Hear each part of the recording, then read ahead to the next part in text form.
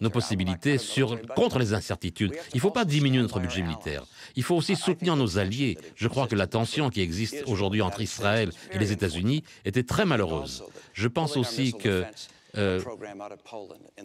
faire sortir nos missiles de la Pologne était aussi malheureux, parce que ça interrompt la relation qui existait entre nous et nos alliés. Et ça, il faut absolument soutenir nos principes. Lorsque les étudiants sont sortis dans les rues pour manifester à Téhéran, que les gens ont fait des manifestations pour que le président qu'il reste silencieux, c'était malheureux. Il faut absolument soutenir nos principes, soutenir nos alliés en faveur d'une force militaire forte. Monsieur le Président, L'Amérique reste la grande nation indispensable. Le monde a besoin d'une Amérique forte. L'Amérique est plus forte que lorsque je suis arrivé au pouvoir. Nous avons mis fin à la guerre en Irak. Ainsi, nous avons pu nous concentrer non seulement sur la menace terroriste, mais aussi nous avons pu lancer un processus de transition en Afghanistan. Par ailleurs, nous avons pu mettre l'accent sur des alliances et des relations qui avaient été négligées depuis une dizaine d'années. Et nos alliances n'ont jamais été plus fortes, gouverneur Romney. En Asie, en Europe, en Afrique. Nos relations avec Israël, où nous avons une coopération militaire et une coopération de renseignement sans précédent, notamment en ce qui concerne la menace iranienne. Mais nous avons également fait en sorte que nous puissions rebâtir les États-Unis. Il faut que l'industrie revienne aux États-Unis. C'est ce que nous faisons avec l'industrie automobile. Nous ne redonnons pas de récompense aux sociétés qui délocalisent. Il nous faut la meilleure éducation au monde. Il faut former nos ouvriers aux emplois de demain. Nous devons maîtriser notre énergie. Nous avons réduit nos importations de pétrole au niveau les plus faibles depuis 20 ans. Nous avons développé le gaz naturel, mais nous avons également développé des technologies d'énergie propres pour réduire nos exportations en 2020. Voilà le genre de leadership dont nous aurons besoin. Et nous devons réduire notre déficit, et nous le faisons. Malheureusement, le plan du gouvernement Romney ne répond pas à cela. Nous devons agir de façon responsable. Nous devons réduire les dépenses inutiles, mais nous devons demander aux plus riches de payer un petit peu plus de manière à pouvoir investir dans la recherche et la technologie qui nous ont toujours placés à l'avant-garde. Le gouverneur Romney, lui, a une démarche différente, et ça a été le cas tout au long de la campagne. S'agissant des affaires intérieures ou étrangères, il propose des politiques qui ne sont pas bonnes. Pour lui, le président Bush, père, est quelqu'un qui a tout à fait bien agi, ainsi que son fils et le vice-président Cheney. Mais ce n'est pas comme ça que nous allons maintenir le leadership au XXIe siècle. gouverneur Romney, des politiques mauvaises. J'ai une politique et un ordre du jour pour l'avenir. Et quand on en vient à notre économie ici, je sais ce qu'il faut pour créer 12 millions d'emplois. Et ce qu'on a vu au cours des 4 dernières années, c'est quelque chose que je ne veux pas voir au cours des 4 années à venir. Le président a dit que maintenant, on est à 5,4% de chômage. On est à 9 millions d'emplois de ça. Moi, je veux remettre l'Amérique au travail et revoir la croissance. Je vais le faire avec 5 décisions simples. Il faut avoir l'indépendance énergétique en prenant l'avantage sur toutes les énergies possibles. Deuxièmement, accroître notre commerce. C'est le commerce double toutes les 5 ans. On peut faire mieux que ça, particulièrement avec l'Amérique latine.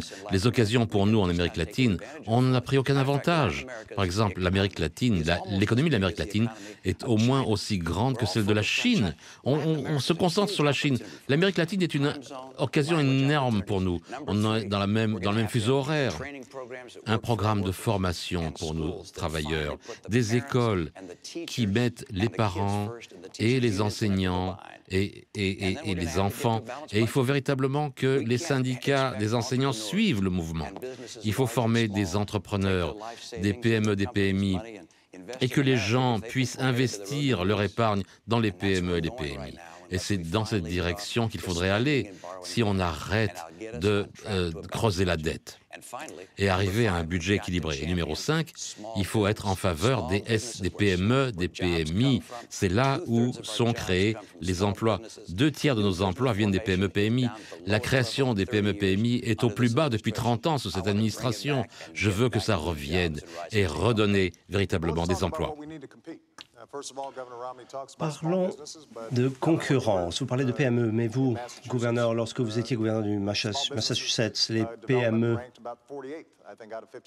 étaient 48e parmi les États américains, parce que les politiques dont vous faites la promotion n'aident pas les PME. Et la façon dont vous définissez les PME, eh bien, ça comprend les gens qui sont tout en haut des entreprises, et les gens comme vous et moi. On n'a pas besoin de promotion, mais prenons un exemple dont on sait que cela va faire la différence au XXIe siècle, c'est notre politique d'éducation. On n'a pas eu l'occasion d'en parler lors du dernier débat. Sous mon leadership, nous avons mené une réforme de l'éducation avec les gouverneurs. Dans 46 États, nous avons vu des progrès scolaires là où il y avait des difficultés et enfin, il y a des progrès. Et maintenant, je veux recruter plus d'enseignants, particulièrement en mathématiques et en sciences, parce que nous sommes en retard sur ces plans-là. Et ces enseignants peuvent réaliser une belle différence. Gouverneur Romney, lorsque les enseignants vous ont demandé si cela aiderait la croissance de l'économie, vous avez dit non, ça aidera en rien la croissance de l'économie. Lorsqu'on vous a demandé s'il fallait réduire le nombre d'élèves par classe, vous avez dit ça ne change rien. Mais si vous parlez aux enseignants, ces gens-là vont vous dire mais si, ça fait une belle différence. Et si on a des enseignants de mathématiques qui peuvent apporter le soutien nécessaire aux enfants, c'est justement cela qui va déterminer la création de PME. Ça va engendrer des créations d'entreprises, parce que c'est les talents, les compétences et les budgets que vous proposez, vous ne vont pas répondre à ces exigences. Alors que nous proposons le contraire. Il ne faut pas réduire les budgets de l'éducation. Ça nuit à la croissance économique ou à la position des États-Unis dans le monde. Excusez-moi, j'ai besoin d'un moment sur l'éducation parce que je suis surpris. Enfin bon, j'étais gouverneur d'un État et tous les 2 ans, nous avions des tests pour savoir comment faisaient les enfants de 10 et de 12 ans qui étaient testés en mathématiques et en anglais. Eh bien, nous étions les premiers des États en anglais et en mathématiques aussi. C'est la première fois qu'un État a été le premier dans les 4 mesures de capacité. Comment est-ce qu'on l'a fait? Quand les démocrates et les républicains se sont mis ensemble pour mettre en place des principes d'éducation qui sont tombés d'accord pour avoir des grands enseignants dans la classe. Et ça nous a permis de devenir l'État numéro 1 de la nation. C'était 10 ans avant que vous soyez gouverneur. Puis ensuite, vous avez coupé les budgets de l'éducation. Nous étions numéro 1 et nous sommes toujours le numéro 1 aujourd'hui.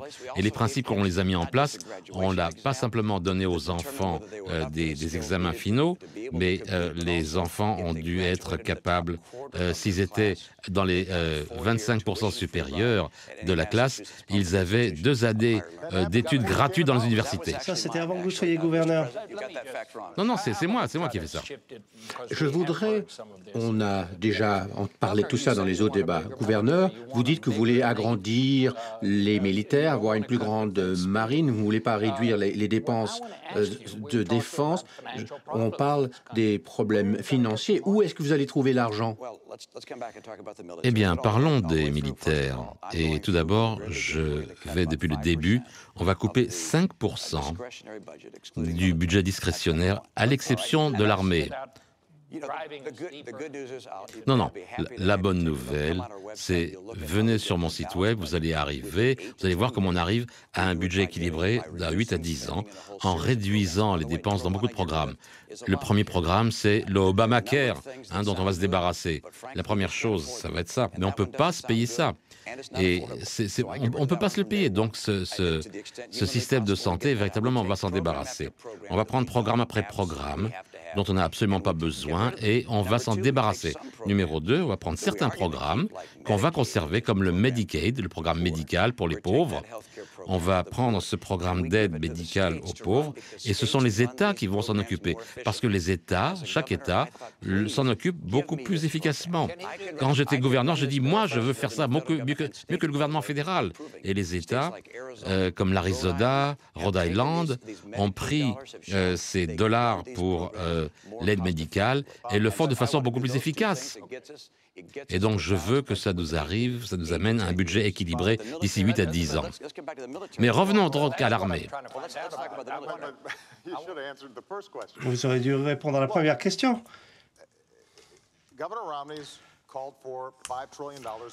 5 000 milliards de coupes fiscales, avec moins de déductions. C'est un calcul qui ne tient pas la route, mais il continue à nous dire que c'est ce qu'il veut faire. Ensuite, il veut dépenser 2 000 milliards de dollars dans le domaine militaire, alors que les militaires ne demandent pas cela.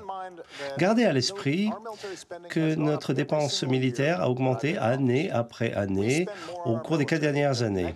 On a dépensé plus que la Chine, la Russie, la France, le Royaume-Uni, les 10 pays qui nous suivent n'ont pas dépensé autant que nous ensemble. Moi, j'ai travaillé avec les chefs d'état-major pour réfléchir à nos besoins futurs. Et c'est ainsi que nous avons conçu un budget. Mais on ne peut pas dépenser 2 000 milliards de dollars dans le domaine militaire alors que les militaires n'en veulent pas, 5 000 milliards de dollars de manière pour réduire les impôts. Vous dites que vous allez payer ça en réduisant les déductions sans nous dire de quoi il s'agit véritablement. Et d'une certaine façon, vous allez également lutter contre le problème du déficit existant. Mais ça ne tient pas la route. S'agissant de la défense, il ne faut pas simplement en réfléchir de manière budgétaire, il faut voir la capacité, la cybersécurité, l'espace. C'est justement ce sur quoi porte notre budget, mais ce n'est pas mené par la politique ou par les membres du Congrès ou leurs désirs. Tout cela est sous-tendu par la sécurité du peuple américain. C'est ce pourquoi notre budget est conçu. Et cela nous permet de réduire notre déficit qui constitue une préoccupation en matière de sécurité nationale, parce que notre économie doit être forte chez nous pour pouvoir projeter le pouvoir militaire à l'étranger. Eh bien, vous savez, moi, j'ai été dans le monde des affaires pendant 25 ans. Pour équilibrer un budget, c'est très important. Vous savez, on a réussi à balancer, à équilibrer le budget des Jeux Olympiques. J'ai été pendant 4 ans, les démocrates et les républiques ont réussi à équilibrer le budget. On a pu réduire la taxe fiscale. Le président n'a pas réussi à équilibrer le budget. J'espère avoir l'occasion de pouvoir le faire moi-même. Je serai capable d'équilibrer le budget. Parlons des dépenses militaires. Notre marine est plus petite aujourd'hui que depuis 1917. Il y avait 317 navires. Nous sommes moins de 285. On va continuer, véritablement, on va avoir moins de 200 navires. C'est inacceptable. Il faut avoir les navires nécessaires pour la marine. Notre force aérienne est plus petite depuis sa création en 1947. Nous avons changé pour la première fois depuis Franklin Delano Roosevelt. On a toujours eu cette stratégie de pouvoir lutter dans 2 conflits à la fois. Maintenant, on ne peut lutter que dans un seul conflit. C'est la plus grande responsabilité du président des États-Unis, maintenir la sécurité du peuple américain. Et je ne réduirai pas le budget militaire par 1 000 milliards de dollars, qui est la combinaison, le mélange des réductions fiscales et des réductions financières. Je crois que ça rend notre avenir moins sûr. Tout d'abord, s'agissant des coupes de séquestration, c'est une proposition du Congrès. Cela n'aura pas lieu. Le budget dont nous parlons, ce n'est pas une réduction, mais le fait de maintenir le budget de la défense. Le gouverneur Romney n'a pas passé de temps à comprendre le fonctionnement de la défense. Vous parlez de la marine. On a moins de bateaux qu'en 1916, dites-vous, mais on a moins de chevaux, on a moins de baïonnettes aussi, gouverneur, parce que la nature de la défense a changé. Nous avons, vous savez, les porte-avions. Il y a des avions qui se posent sur des navires. Et nous avons des bateaux qui vont sous l'eau, ça s'appelle des sous-marins. Donc la question n'est pas de savoir qui a le plus de bateaux, il s'agit de capacité.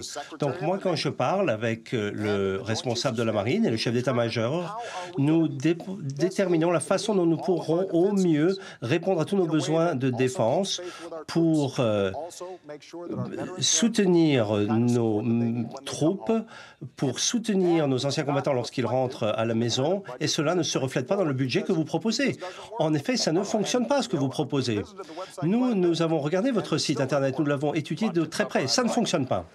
Et j'aimerais qu'on passe au segment suivant, la ligne rouge entre l'Iran et Israël. Est-ce que chacun d'entre vous, Président Obama, vous allez répondre en premier, est-ce que vous seriez disposé à déclarer qu'une attaque contre Israël est une attaque contre les États-Unis d'Amérique? C'est la même promesse qu'on donne à tous nos alliés, comme le Japon. Et est-ce que cela ne serait pas un bon moyen de dissuader l'Iran? Ça a dissuadé l'Union soviétique pendant longtemps. Monsieur le Président. Avant tout, Israël est un véritable ami. C'est notre plus grand allié de la région. Si Israël est attaqué, les États-Unis seront aux côtés d'Israël. Je l'ai dit tout au long de ma présidence. Donc vous dites que nous avons déjà fait cette promesse. Je serai aux côtés d'Israël si Israël est attaqué. C'est pourquoi, en travaillant avec Israël, nous avons créé la coopération militaire et de renseignement la plus forte entre nos deux pays de toute l'histoire de nos pays. Cette semaine, nous allons mener le plus grand exercice militaire de l'histoire de nos deux pays. Cette semaine. Mais s'agissant de l'Iran, tant que je serai président, l'Iran ne se dotera pas d'armes nucléaires. Je l'ai dit lorsque j'ai pris le pouvoir, et lorsque je suis arrivé à la Maison-Blanche, nous avons pris les sanctions les plus fortes contre l'Iran qu'on n'ait jamais vues, et cela est en train de paralyser l'économie iranienne. La devise a perdu 80% de sa valeur. La production pétrolière est arrivée au niveau le plus faible qu'ait jamais connu ce pays. Donc, autrement dit, l'économie est en ruine en Iran. Et nous avons mené ces sanctions parce que l'Iran armé de l'arme nucléaire est une menace envers notre sécurité nationale et envers la sécurité nationale d'Israël. Nous ne pouvons pas nous permettre d'avoir une nouvelle course aux armes nucléaires dans une région tumultueuse comme le Moyen-Orient. Le terrorisme, le fait de fournir une technologie nucléaire, ça c'est inacceptable. Et l'Iran a déclaré qu'il voudrait qu'Israël ne soit plus sur la carte du monde. Autrement dit, le travail que nous avons fait en matière de sanctions donne à l'Iran le choix suivant. Ils peuvent prendre la voie diplomatique et mettre fin à leur programme nucléaire, ou alors l'Iran devra faire face à un monde uni et à un président des États-Unis, moi-même, qui dit eh bien, aucune option ne sera mise de côté. Au cours de la campagne, le gouverneur Romney s'exprime en disant que nous devons prendre des actions militaires prématurées. Ce serait une erreur, à mon sens, parce que lorsque j'envoie des jeunes hommes et des jeunes femmes sur des théâtres d'opération, c'est le dernier recours, pas le premier recours. Eh bien, tout d'abord, je voudrais souligner le même point qu'a soulevé le président Obama. Quand je serai président des États-Unis, nous serons aux côtés d'Israël. Et si Israël est attaqué, nous devons le soutenir, pas simplement sur le plan diplomatique, pas simplement sur le plan culturel, mais sur le plan militaire, tout d'abord. Numéro 1. Et numéro 2, en ce qui concerne l'Iran et la menace iranienne, il n'y a aucune question qu'une capacité nucléaire pour l'Iran est insupportable pour les États-Unis. C'est une menace pour nos amis et aussi une menace pour nous-mêmes que l'Iran puisse utiliser des armements nucléaires ou nous menacer de cela. C'est essentiel aussi de comprendre quelle est notre mission pour l'Iran. Dissuader l'Iran d'avoir un armement nucléaire par des moyens pacifiques et diplomatiques. Et des sanctions handicapantes, c'est quelque chose que j'appelle depuis des années. Quand j'étais en Israël, j'ai déclaré que ces sanctions étaient très importantes. Ça fonctionne, vous le voyez. C'est très important d'avoir des sanctions qui handicapent l'économie iranienne. Deuxièmement, quelque chose que j'ajouterai aujourd'hui, c'est que je renforcerai ces sanctions. Je dirais que les navires qui transportent du pétrole iranien ne pourraient rentrer dans nos ports.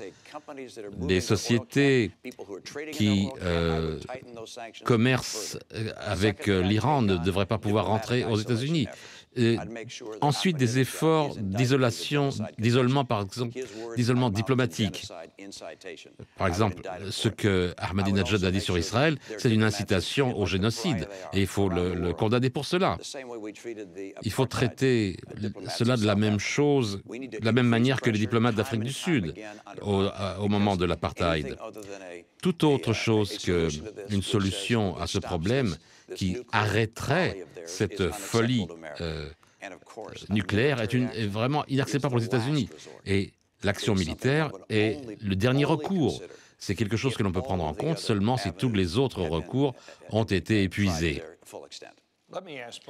Je voudrais vous demander à tous les deux, comme vous le savez, il y a des rapports selon lesquels l'Iran et les États-Unis se sont mis d'accord en principe de parler du programme nucléaire de l'Iran. Quelle est la transaction que vous accepteriez, Monsieur le Président? Tout d'abord, il s'agit d'articles de presse. Il manque de véracité. Notre objectif, c'est que l'Iran reconnaisse qu'il faut abandonner le programme nucléaire.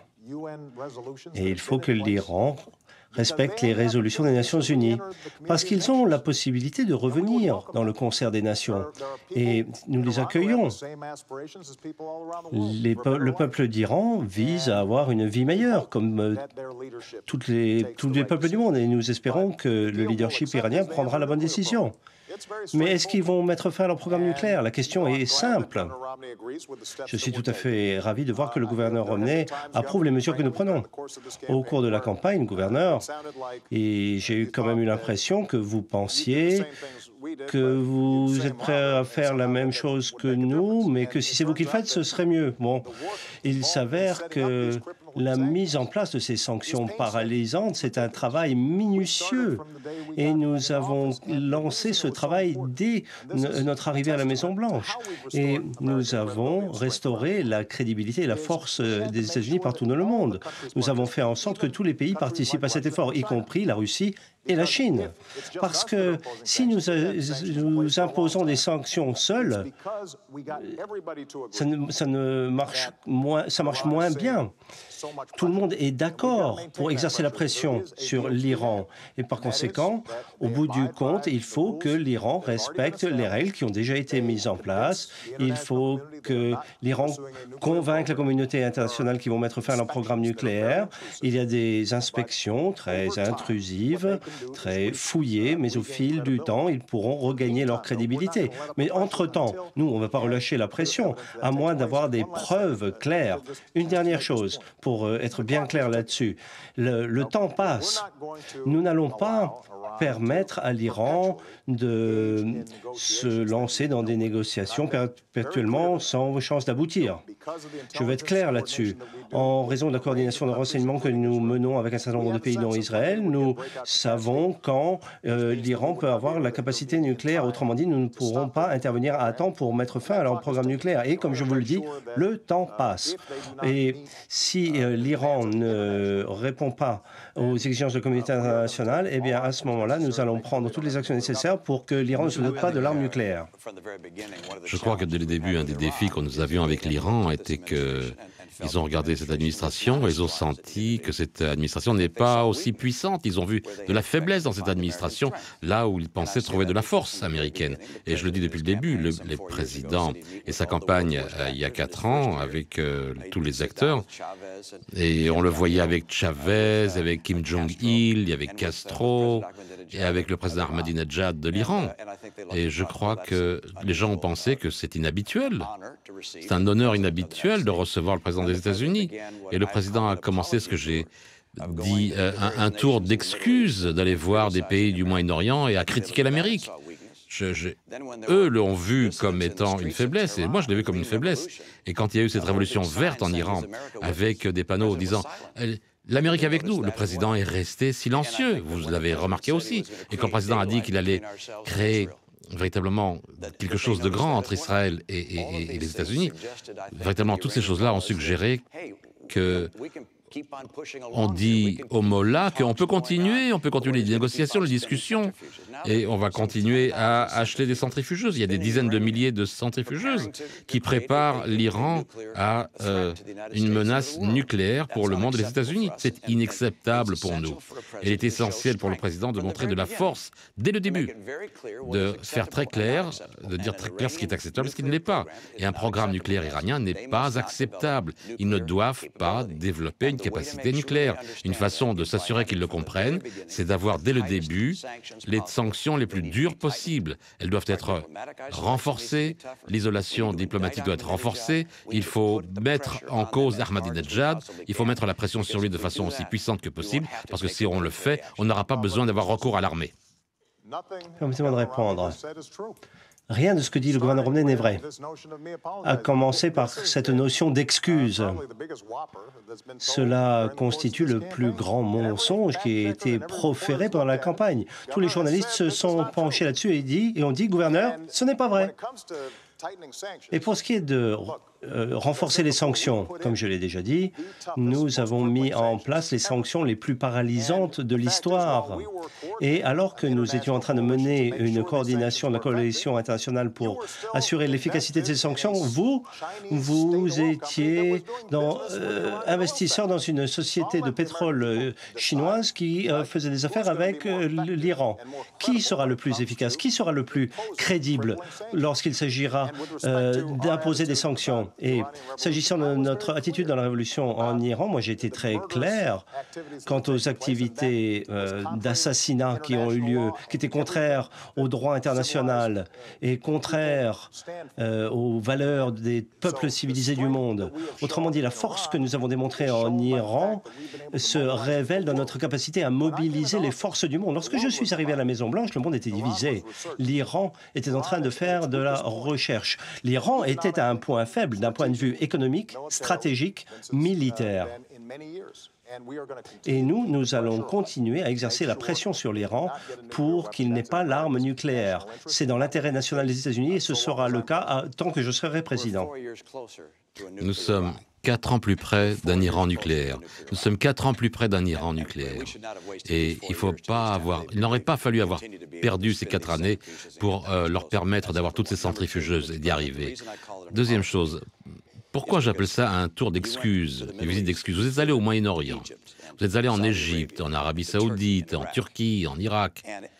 Et en passant, vous avez évité Israël, notre ami le plus proche, mais vous êtes allé dans les autres nations.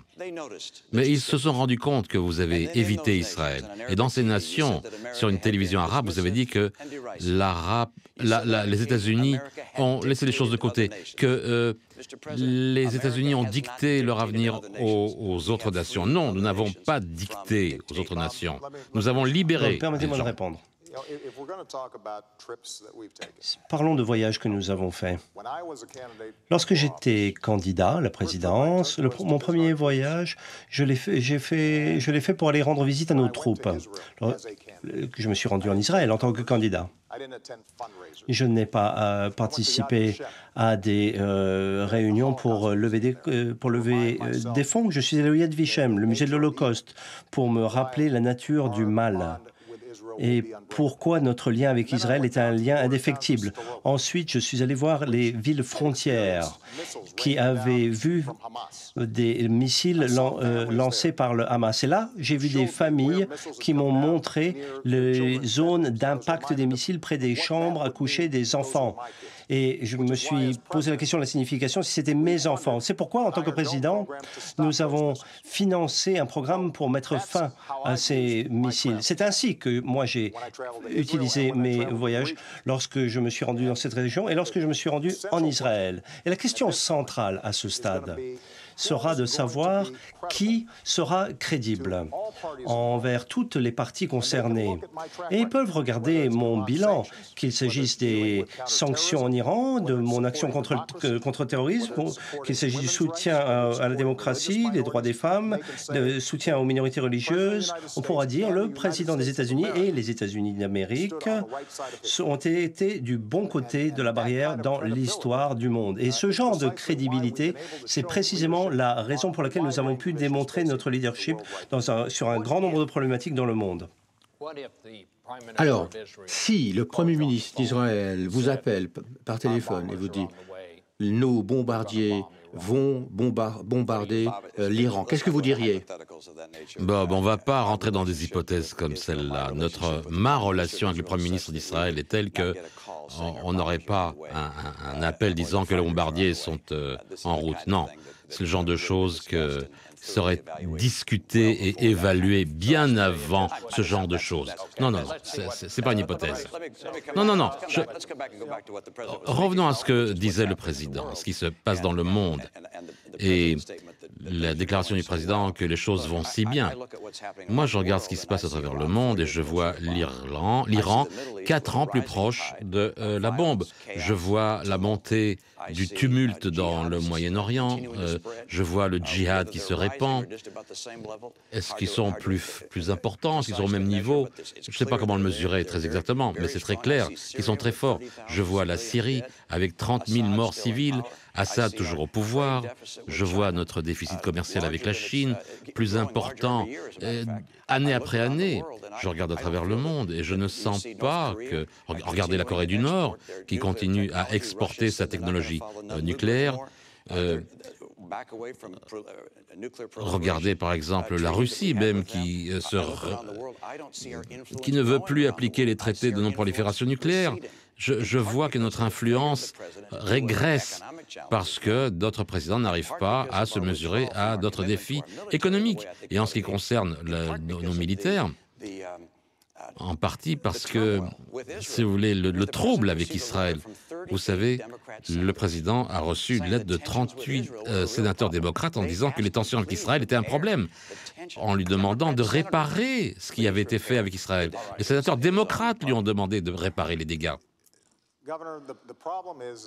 Gouverneur, le problème, c'est que pour toute une gamme de problématiques, qu'il s'agisse du Moyen-Orient, de l'Afghanistan, de l'Irak ou bien l'Iran, vous avez tout couvert. Je suis ravi de voir que vous soutenez notre politique qui consiste à appliquer une pression et il y a des discussions bilatérales avec les Iraniens pour mettre fin à leur programme nucléaire, mais il y a quelques années, vous avez dit que vous ne feriez jamais cela. De même, au début, vous étiez contre un calendrier de retrait en Afghanistan. Maintenant, vous êtes en faveur de ça, bien que ça dépende apparemment.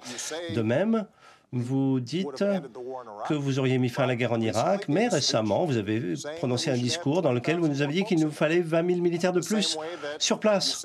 De même, vous nous avez dit qu'il ne fallait pas poursuivre Kadhafi. Lorsqu'il s'agit de poursuivre Osama Ben Laden, vous avez dit que n'importe quel président aurait pu et aurait dû le faire. Lorsque vous étiez candidat en 2008 comme moi, et moi j'ai dit si Ben Laden est à portée de main, eh bien je le poursuivrai, je l'attraperai. Vous avez dit il faut demander la permission au Pakistan. Si on avait demandé la permission au Pakistan, eh bien, on n'aurait pas eu Osama Ben Laden. Et ça valait le coup de remuer les terres pour attraper Ben Laden. Après l'avoir tué, moi j'étais à Ground Zero, au mémorial, et j'ai parlé à une jeune femme qui avait 4 ans lorsque le 11 septembre a eu lieu. Lors de sa dernière conversation avec son père, il appelait des tours jumelles. Il disait « Je t'aime ». Et je te verrai de là où je serai. Et pendant une dizaine d'années qui ont suivi, elle a été hantée par cette conversation téléphonique, cette femme. Et lorsque vous avez attrapé et tué Ben Laden, moi j'ai pu faire mon deuil, m'a-t-elle dit. Lorsque l'on accomplit des choses comme cela, lorsque l'on rend justiciable ceux qui nous ont fait du mal, eh bien cela envoie un message à toute la planète. Et cela explique à cette femme que l'on n'a pas oublié son père. Ça, c'est la clarté du leadership. Et ces décisions ne sont pas toujours populaires, voyez-vous. Ces décisions, généralement, ne sont pas très populaires au point de faire monter ma cote de popularité. Et mon vice-président avait la même critique que vous. Mais moi, je regarde ce qu'il faut faire pour assurer la sécurité du peuple américain et je veille aux intérêts du peuple américain et je prends ces décisions-là. Alors, passons au segment suivant. La présence depuis longtemps de l'Amérique en Afghanistan. Non, vous ne pouvez pas laisser le président dire des tas de choses sans que je puisse répondre. Vous aussi avez présenté votre programme. Nous vous permettrons de répondre. Les États-Unis vont rendre la responsabilité pour la sécurité en Afghanistan au gouvernement afghan en 1914 et nous allons retirer nos troupes combattantes et laisser une force plus modeste pour former les Afghans. Il me semble que la question clé en Afghanistan est la suivante. Qu'est-ce que vous faites si, lorsque la date limite apparaît, il est évident que les Afghans ne sont pas à même d'assurer leur propre sécurité. Est-ce qu'on quitte quand même le pays ou pas? Eh bien, on aura terminé d'ici 2014. Et quand je serai président, nous assurerons que nous sortirons nos troupes en 2014. Les commandants et les généraux là-bas sont sur la route.